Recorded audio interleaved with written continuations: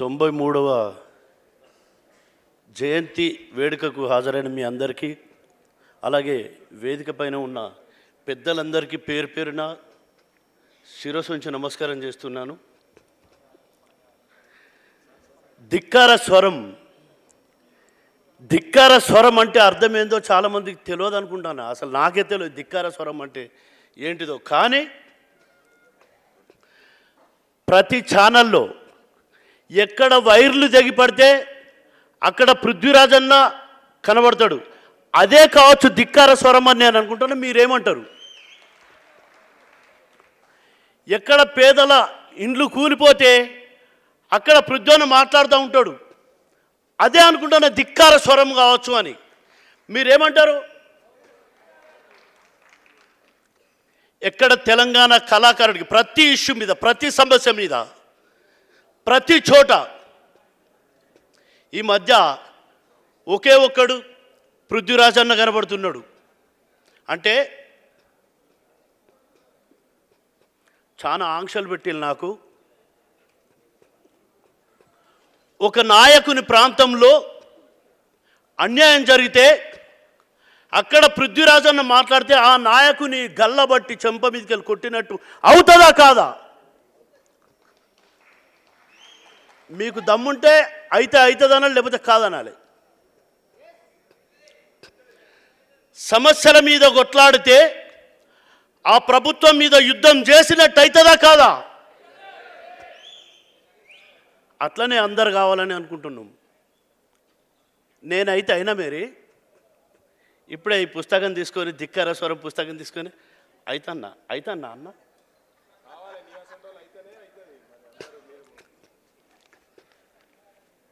ఎందుకంటే వరంగల్ జిల్లా, వరంగల్లో పోరాటం ఉంది. సమ్మక్క సారలమ్మ వరంగల్ గడ్డలో పుట్టింది. పగిడిద్ద మహారాజు, అవునా కాదా? మనం పగిడిద్ద మహారాజు అందమ్మా పృథ్వన్నను. సప్పుడు చేయరేమే, అందాము అనాలి. అందం అంటే మందం అన్నట్టు వినపడుతుంది నాకు.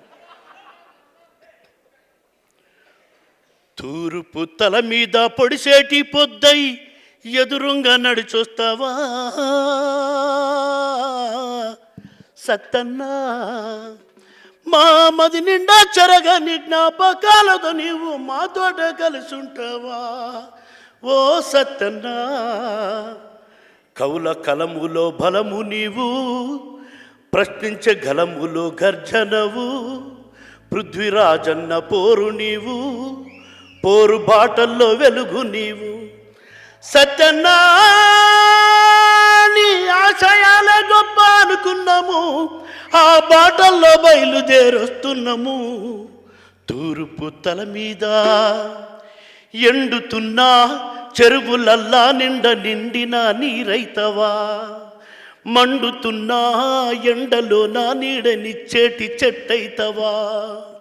బీడుబడ్డా భూములల్లా పచ్చని మొలకైతవా, కరువులో నా కడుపు నింపే పంట రాస ఇంటికొస్తవా. చల్లనైన ఊట చెలిమేవో, సందె పొద్దు సందమామవో, కష్టజీవి కడుపు నింపెడి ఇష్టమైన సతీభువో. సత్యనా నీ జన్మయ కారణ జన్మమౌను, నిన్ను తలిచిన మా జన్మ పావనము. తూర్పు తల మీద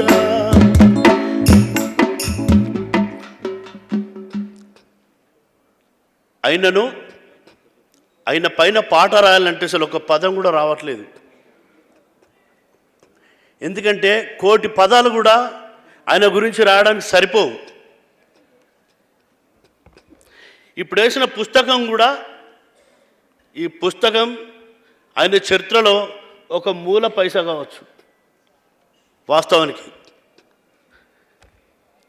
ఇప్పుడు ఏ కళాకారుడు కూడా, తెలంగాణ ఉద్యమంలో ప్రతి కళాకారుడు కూడా వలసాంధ్ర పాలకుల పైన వ్యతిరేకంగా రాసిందంటే ఆ ప్రభావం ఖచ్చితంగా ముచ్చల్ల సత్యనారాయణ ప్రభావం.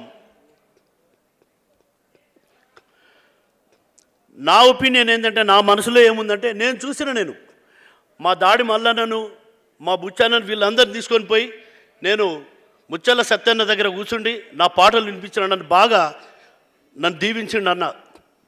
ఇప్పుడు ముచ్చల్ల సత్యన్నను చూడని వాళ్ళు ఎవరున్నా కూడా మీకు సాక్షాత్కారంగా ఈ వేదిక పైన ఉన్న పృథ్వన్న ముక్కు, ముఖము, కళ్ళు, ఆయన మాట, ఆయన గొంతులో ఉన్న బలము, ఆయన గుండెల్లో ఉన్న ధైర్యం సేమ్ ముచ్చల్ల సత్యన్న వెయ్యింతలున్నది పృథ్వన్న దగ్గర.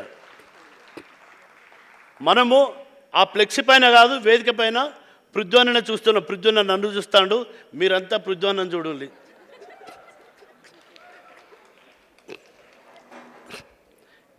ఈ రెండు ముచ్చట్లు మాట్లాడే అవకాశం నాకు కలిగినందుకు నిజంగా ధన్యుడిగా భావిస్తాను.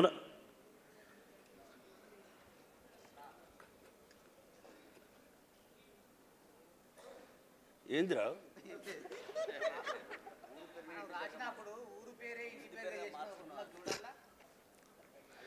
వనవాసం వెళ్ళిన రామయ్యలా తిరిగి వస్తావని చూద్దుమా, జమ్మాకి వై కలిసిపోతావని దసరదాకా ఎదురు చూద్దుమా, గొల్లవారి ఇంటిలోన జన్మించిన శ్రీకృష్ణుడు అనుకుందుమా, వండిన నిండు కుండల బువ్వ ముందొక్క ముద్ద నీకు దిద్దుమా, నువ్వు తెలంగాణ ముద్దాడినా మట్టి తల్లి ముద్దు బిడ్డవే, ఊరు పేరే ఇంటి పేరుగా మార్చుకున్న మహనీయుడా సత్యన్నా, మా దిక్కార కరకము నీవన్నా, మాకు దిక్కు మొక్కు అయి నిలిచావన్నా, తూర్పు తల మీద పొడిసేటి పొద్దై ఎదురుగా నడుచొస్తావా సత్యన్నా, మది నిండా జరగని జ్ఞాపకాలతో నీవు మాతోటే కలిసి ఉంటావా ఓ నాయనా మా సత్తన్నా, మా నాయనా మా సత్తన్నా, మా నాయనా. థ్యాంక్ యూ అన్నా.